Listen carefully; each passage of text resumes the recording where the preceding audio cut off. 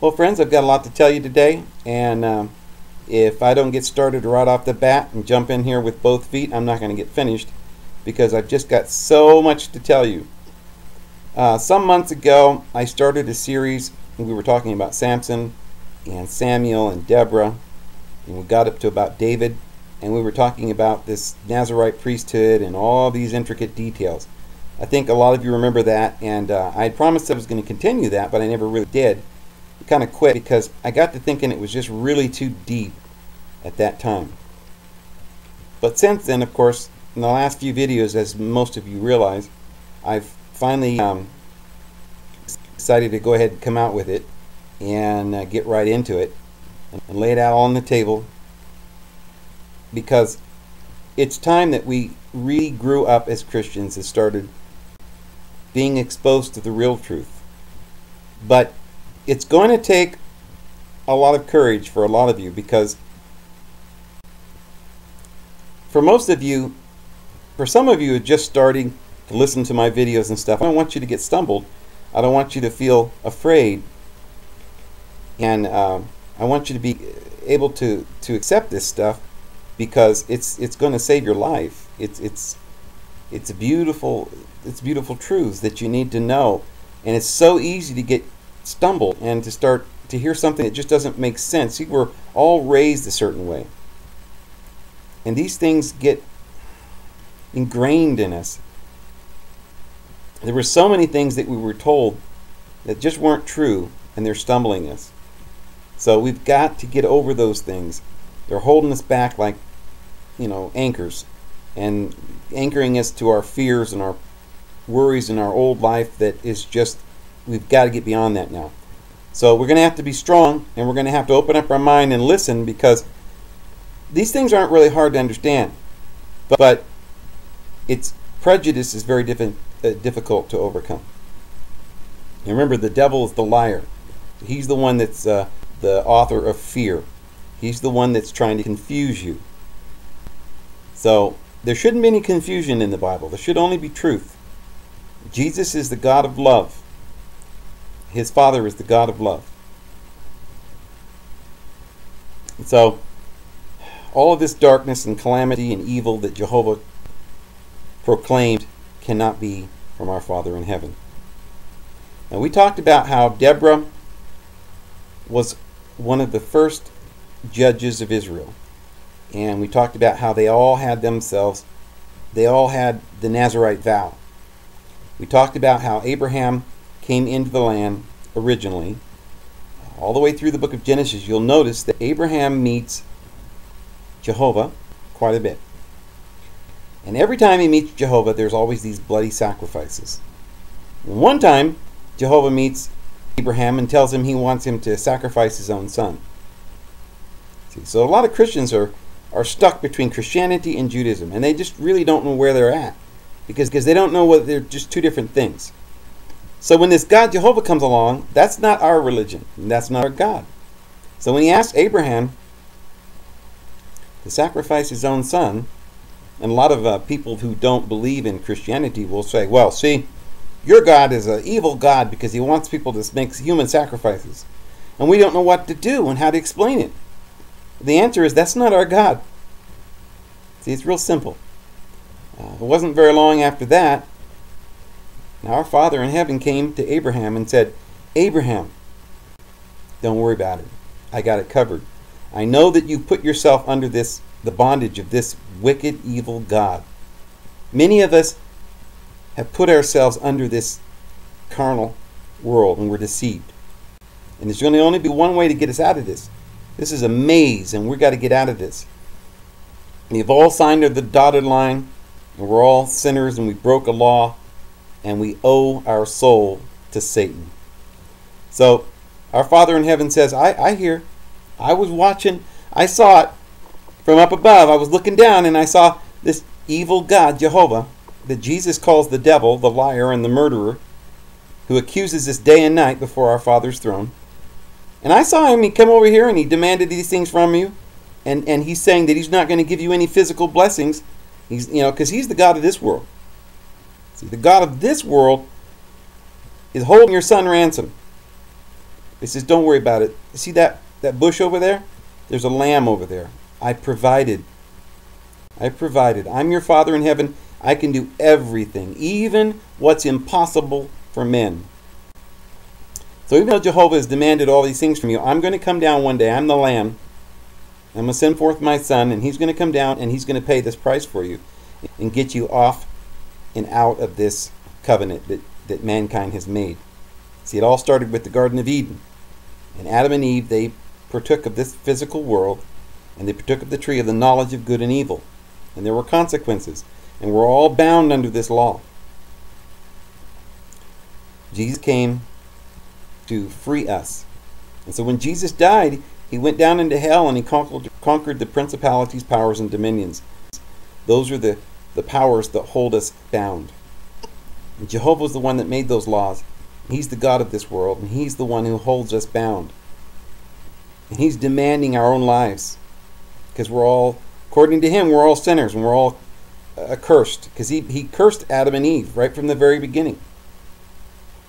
So El Elyon sent a higher priest than Levi to Abraham. And his name was Melchizedek. Melchizedek. Zadok is righteousness. And Meli is king. So he was the king of righteousness. And he ruled actually from the place called Jerusalem.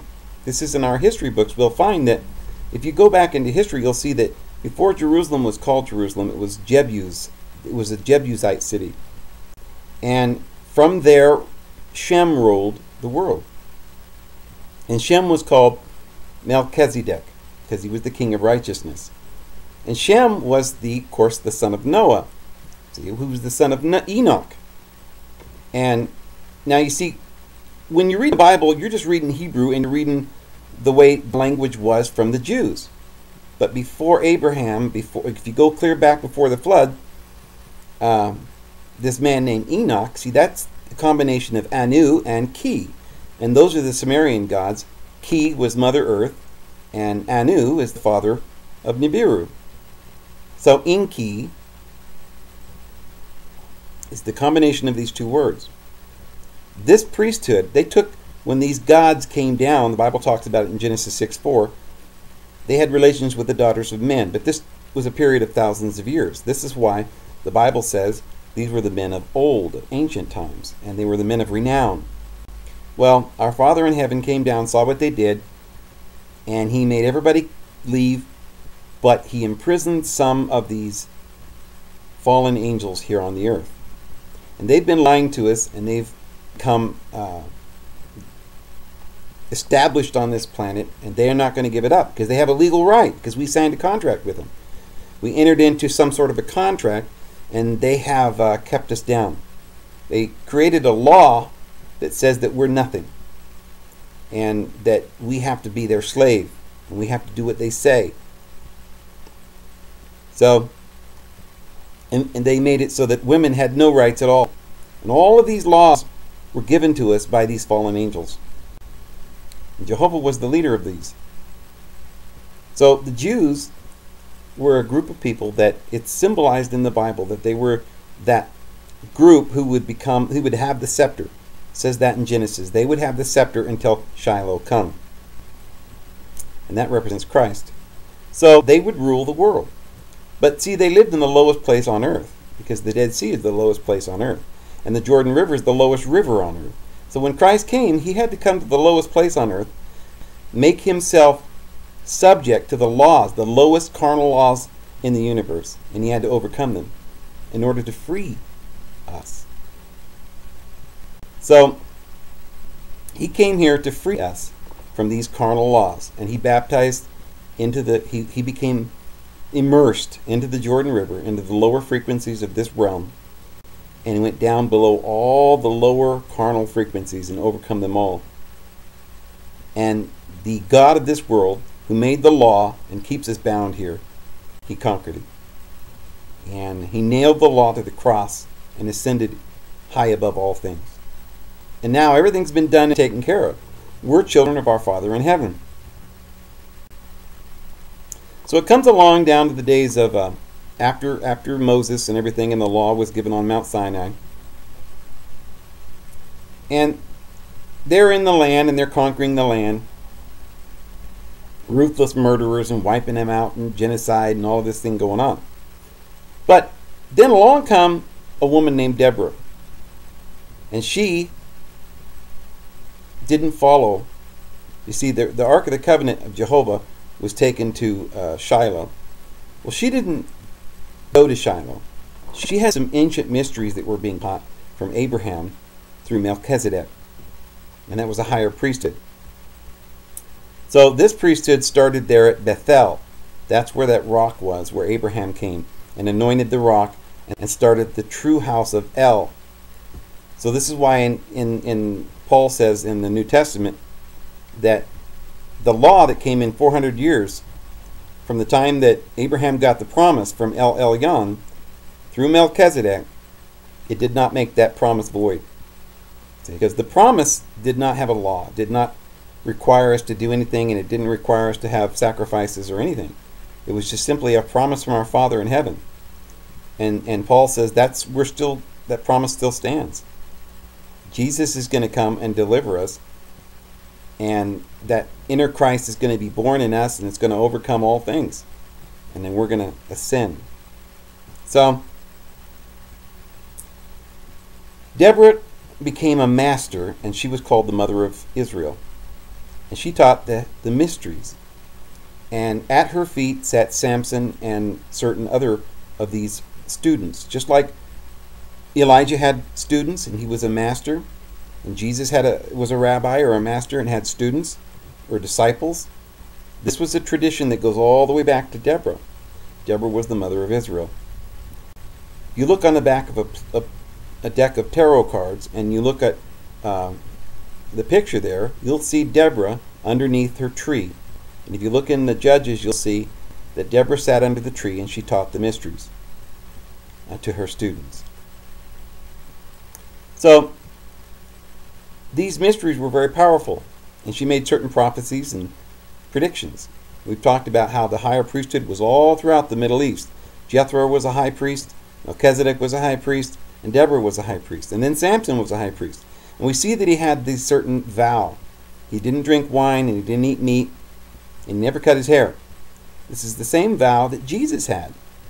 He never drank wine, he didn't eat meat, and he had long hair. He was in the New Testament it calls him the Nazarene, because this is the Nazarite priesthood that he partook of. It also talks about in Acts where James was a Nazarite. And there in Acts it shows that Paul also took the vow of the Nazarites. So they all were part of this original, this other priesthood. See, in the days of Christ, there were two different groups. There was the Essenes and the Ebionites and stuff. These were the mystery schools that didn't believe in Jerusalem and the law of Moses. And then there was the Scribes and the Pharisees who believed in the Levitical priesthood. There were two different priesthoods. The priesthood that started by Gideon, Samson, and Samuel was in the city of Nob. It was just a few miles from BETHEL, which was the temple. And that was where Abraham anointed that rock under that great tree. And if you look at where that priesthood began, it started with Deborah, but it actually got an oracle and became a priesthood with actual priests in the days of Gideon. And it describes the whole thing in there in the book of Judges. So at Bethel, a new priesthood came up. Now in the days of Elijah, it says, it explains how Elijah started the school of the prophets. In other words, he took this priesthood because they were being hunted down and they tried to kill him all the time and everything. So he started making these schools. And these were the mystery schools. And we call them today Essenes, Nazarenes, Ebionites, Therapeutae. And they were all over Egypt and Lower Egypt. And these were the mystery schools. Pythagoras was a member of this, and he talked about these schools as outposts of Egypt, because you see originally it came down to us from Enoch and Joseph, who went down into Egypt, and they taught these mysteries in Heliopolis of Egypt. We've gone through all of this, and I could go, I know this is confusing to a lot of you, but this is what we're dealing with, and this is what we don't understand when we're reading the Bible. This is not being taught to us in Christianity. So if all of this is true, And David, when he was being hunted down by Saul, didn't go to the Shiloh, and he didn't go to Jerusalem, and he didn't get in the Levitical priesthood, but he went to the city of Nob, which is the place where Gideon started another priesthood, which was the Nazarite priesthood. He got an ephod there. And the book of Psalms says he became a Melchizedek priesthood. And if that's true, then why does it say all the way through that Elijah talked to Jehovah and David talked to Jehovah and they were listening and getting oracles from Jehovah? Well, the answer is that there were a lot of things in the Bible that was taken out. Now, I'm going to put some links in the bottom. And I'm going to, because this is very difficult for me to explain to people. Because if I just say it to you, oh, wherever it doesn't agree with me, that's been taken out, you're not going to believe me. So I haven't had a very good way to explain this to you. But there is, I'm going to put a link in the bottom in the info. And you can look at that and see that this is all really true. And I'm not just making this up.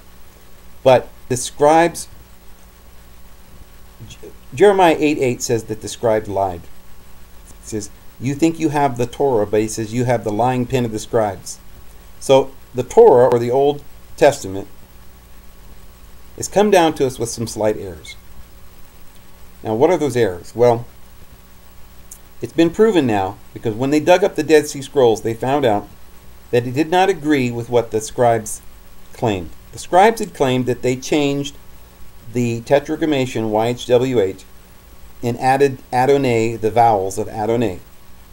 This is why people say Jehovah is not the correct way to say that name, because it's just the vowels of Adonai. And sometimes they added the vowels of Elohim. But this is what they had been claiming. But when they dug up the Dead Sea Scrolls, they found the Isaiah scroll. And they looked at it, and all the places that they talked about, there was a bunch of them where it was not true. What they had actually done is they had taken the name of God out, the true God, our Father in heaven. They took his name out and replaced it with the tetragrammaton. Sometimes they replaced it with Adonai, and sometimes they replaced it with something else, with Kyrios and different, Baal, different things like that. But now in Hosea 2:19 or 2:18, Jehovah admits that they used to call him Baal. But the point is that we cannot trust every place in the Bible where it says Jehovah, that that's actually Jehovah.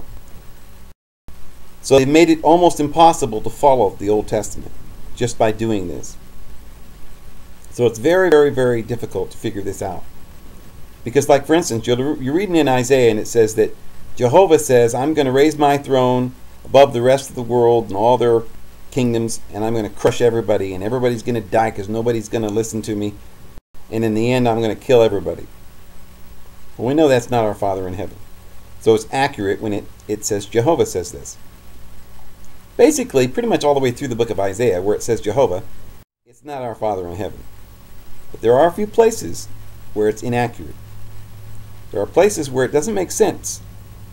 And if you've ever noticed where certain things are genealogies or would be, they put it into certain places where they want to confuse us about their God being true God. But that's why the Bible's written like it is. So they couldn't really screw it up completely, because here they are trying to change the name of Jehovah, or the name of our Father in heaven, and put Jehovah in there, trying to make it look like sometimes he's the good guy, and maybe he's the Father of the Lord Jesus Christ, but that's not what it's saying. Because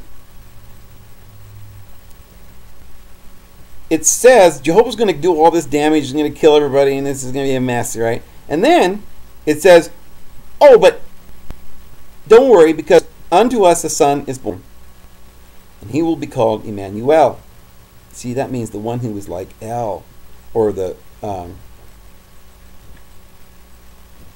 God is with us. El is with us, not Jehovah. And so this is where you can see there were these two, there's this rivalry. Jacob, his name was changed to Israel. Gabriel, Michael. There's all these L's at the end. which are prophecies of the coming when finally Jehovah would have his end and El would ascend and the world would come to peace. But in the prophecies, it's always El. So they're saying that a son will be born into us, and his name would be Emmanuel, which is saying that he would believe in El, and he would reveal the Father to us. And it talks about how he's going to have disciples. And then later on it shows how Jehovah wanted to crush us and kill us and wipe us off the face of the earth, but Jesus was going to come and die for us, and he would be crushed and bruised for us. So it's very difficult to read the book of Isaiah, but once you understand that there's a little switcheroo been done there, and certain places in there where they've taken the name Jehovah out, then it becomes easier to understand. Now this is done all the way through the book of Samuel and Kings. They did not want you to be able to follow the fact that David no longer, because if the world ever found out that David did not like the Levitical priesthood and didn't like the Jews, then the cat would be out of the bag.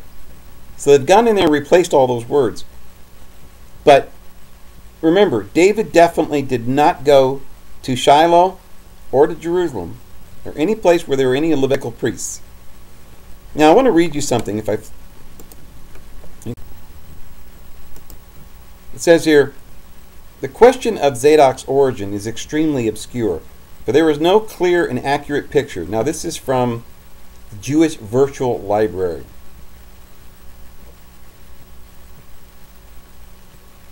There's no accurate picture of his background in the Bible.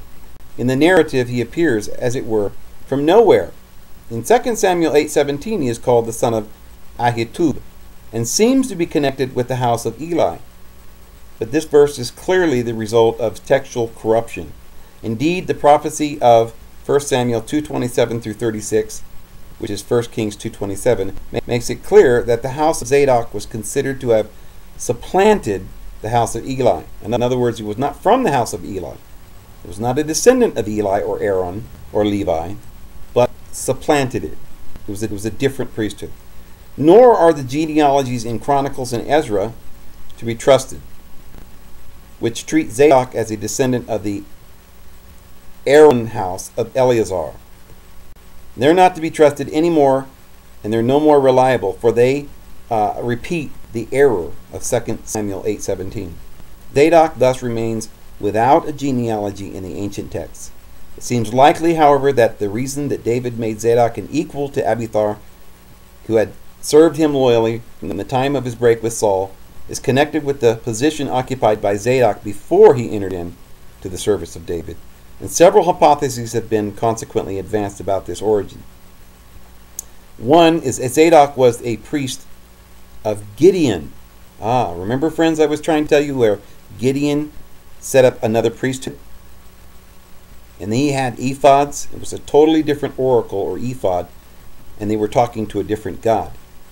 And this was the priesthood of Gideon. And that's where the tabernacle stood, and that was at Bethel. While Abiathar served before the ark at Jerusalem, they served at Bethel. This hypothesis is based on 1 Chronicles 16:3, where the two are mentioned as principal sanctuaries in David's time. See, there was two different sanctuaries. And this is where we were talking about, where David did not go to the house of Israel or the Levites, but went to that priesthood there, and the oracle and the ephod that was started by Gideon there at the city of Nob, which is close to Bethel. In support of this theory, it's pointed out that after the exile of Abiathar, not only was Zadok made the sole chief priest, but Solomon went to the Gibeon to sacrifice. He went to Gibeon there. Now, friends, you see, what I'm pointing out is that this Jewish library, this virtual library online, is admitting that there are corruptions in the Bible. Now, what are these corruptions? It's not the whole thing's not corrupt, but just where they want to do a little switcheroonie with the names, their God with our Father, and they want to do a little switcheroonie with the priesthood, because they don't want you to know that there's another God, that their Jehovah is the false God, and they don't want you to know that David did go by their Levitical priesthood and their God. They don't want you to know that the priesthood of Zadok was a higher priesthood. And so they lie to us and they corrupt the Bible in order to make this appear to be so. So, anyway, I think I'm going to go ahead and leave it there for today. And then we're going to start back on this subject again tomorrow, because I have a lot more to cover on this. But I've already gone 25 minutes, so I'm going to go ahead and end this video here. But I hope that this helped some of you. And I'm sorry if this is confusing, but we've got to get through this, friends. We've got to know the truth. So this here's David Vose. Sign out. You guys have a great day.